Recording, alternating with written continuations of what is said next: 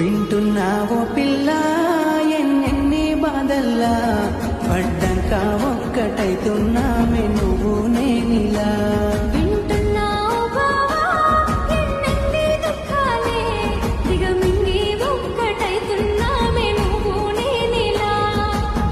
కోపమచ్చి మాటలంటని చెయ్యిలేపి దెబ్బ కొడతని అలిగి నువ్వు పోను చేతు అమ్మ తెల్లారి నువ్వే